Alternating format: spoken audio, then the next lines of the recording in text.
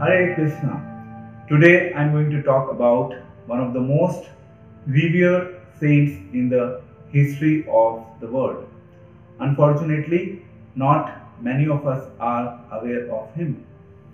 He was a pioneering spiritual leader, a householder, a magistrate working under the British government, a poet, a preacher, and a writer. This talk is intended to provide a very high level overview of his contribution to the humanity. It's like extracting a drop of nectar from the ocean. He was born in 1838 in a village in West Bengal. His father had given him a name, Kedarnath, and it's one of the names of Lord Shiva. Later on, he was known by the name of Srila Bhaktivinoda Thakur.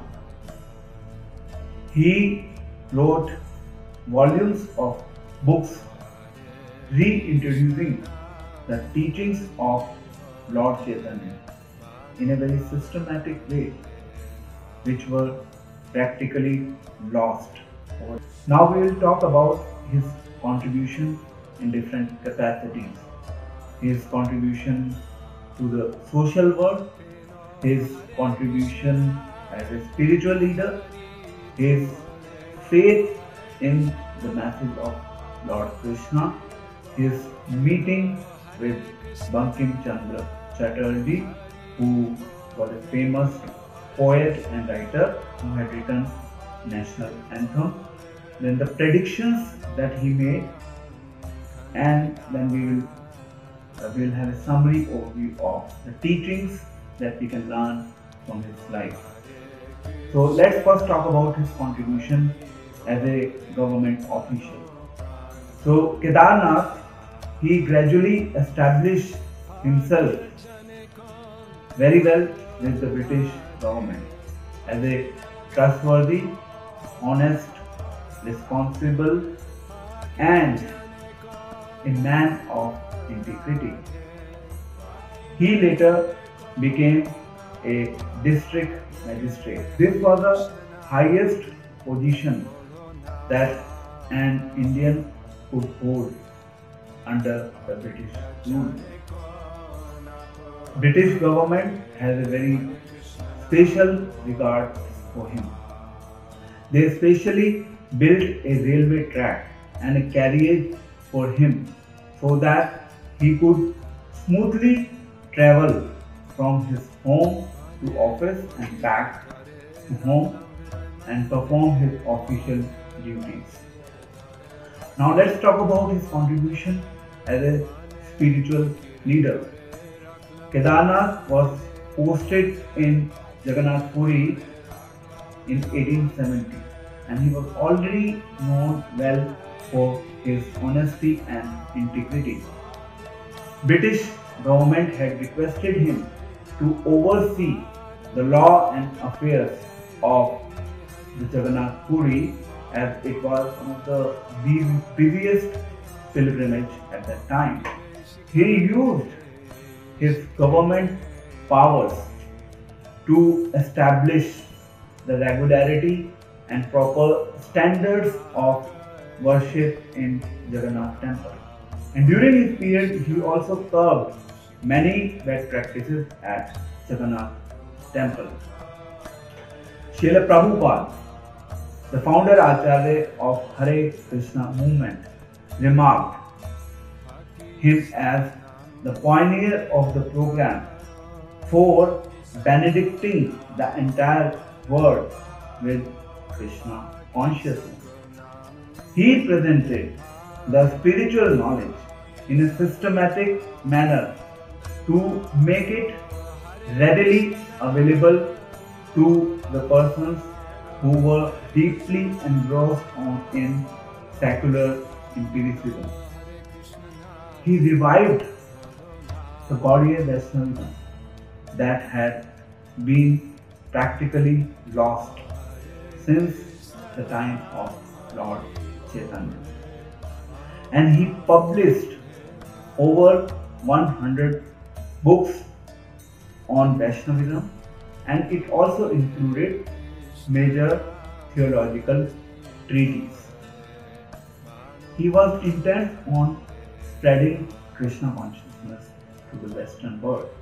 With this desire, he sent his various books on spiritual subjects, including teachings of Lord Chaitanya, to the various universities and respectable institutions.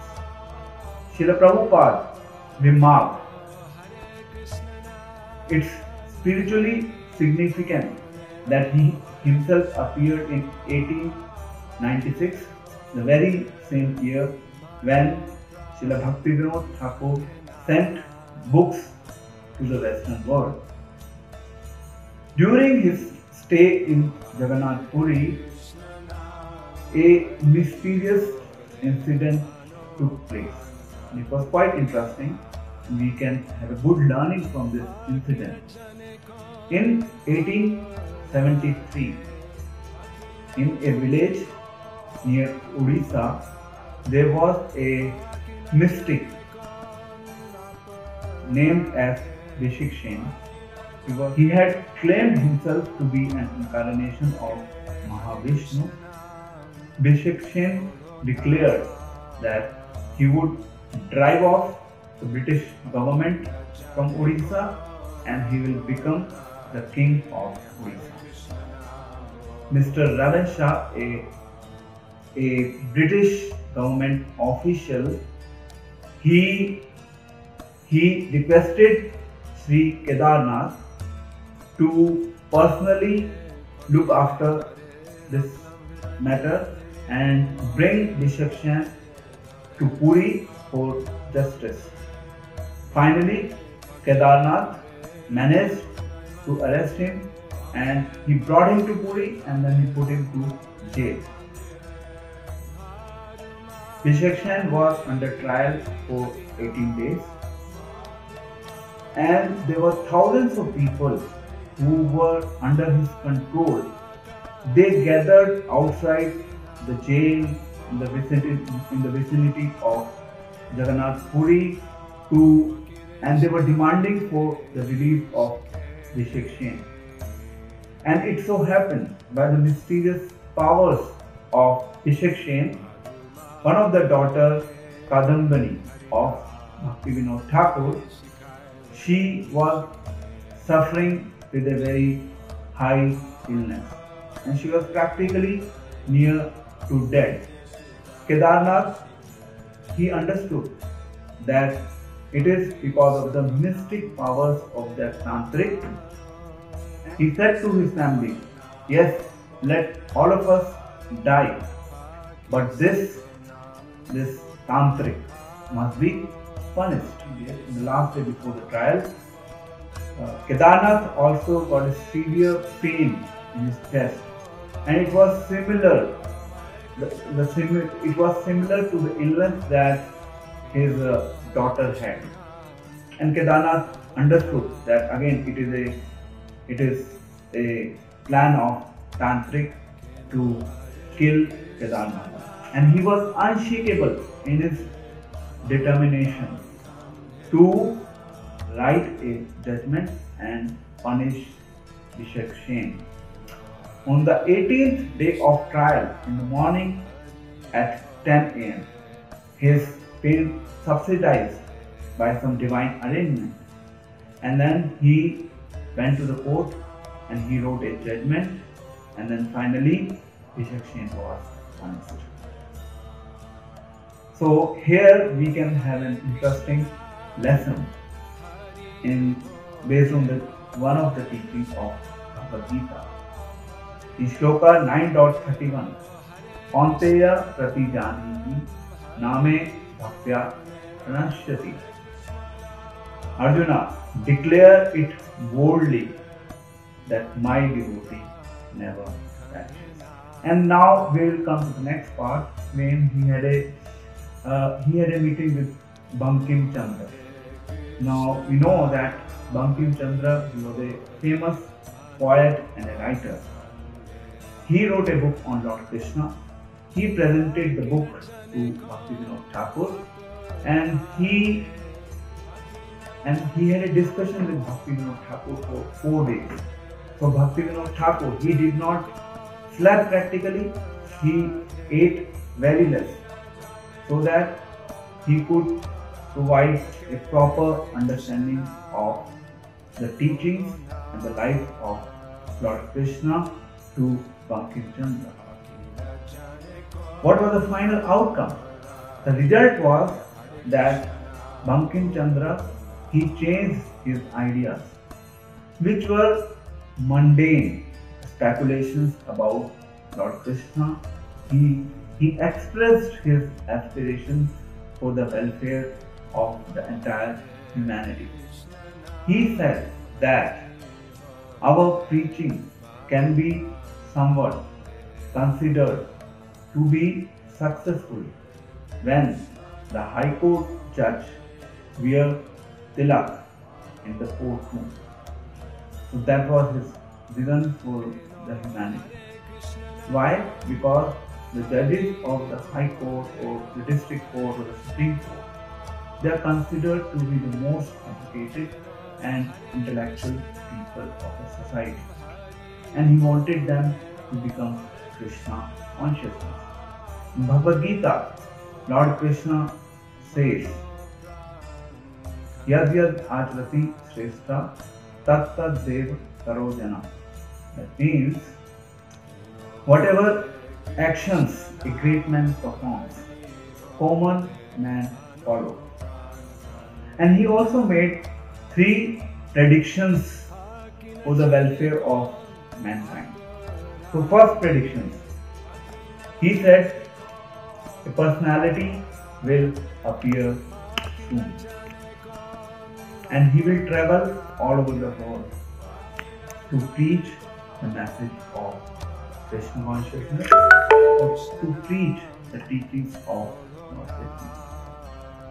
Second, very soon the chanting of the Harinam Sankirtana will be spread all over the world. Oh, when will that day come when people from America, England, France, Germany, Russia will take up Kartal and Mridanga and chant together Hare Krishna in their respective towns.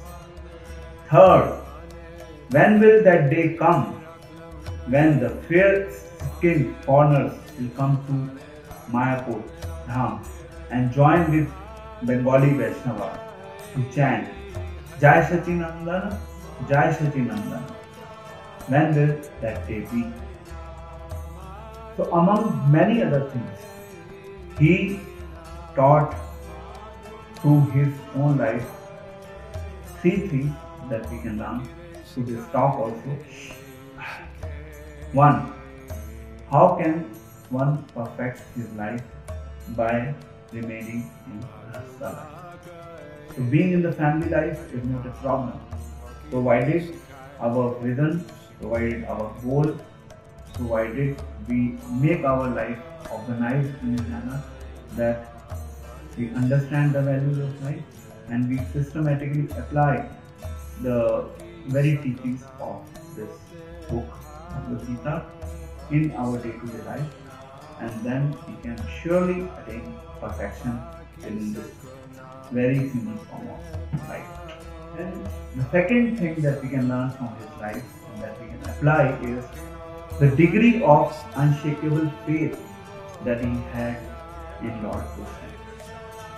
He was ready to take risk of his family to punish that Vishakshen, and then he lived a very disciplined life. As we discussed, he had responsibilities to the government to perform. He had a responsibility towards his family. He was a householder with 10 kids. Then he also had a responsibility of preaching this message of Krishna consciousness.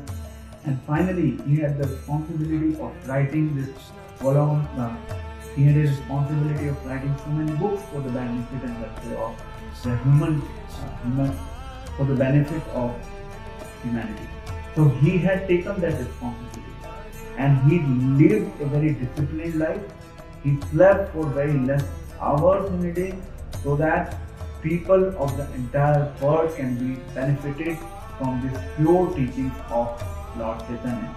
And all the predictions, all the three predictions that we talked about, these predictions were being fulfilled by Srila Prabhupada himself, who at the age of 70 went to the Western world and preached the message of Krishna consciousness.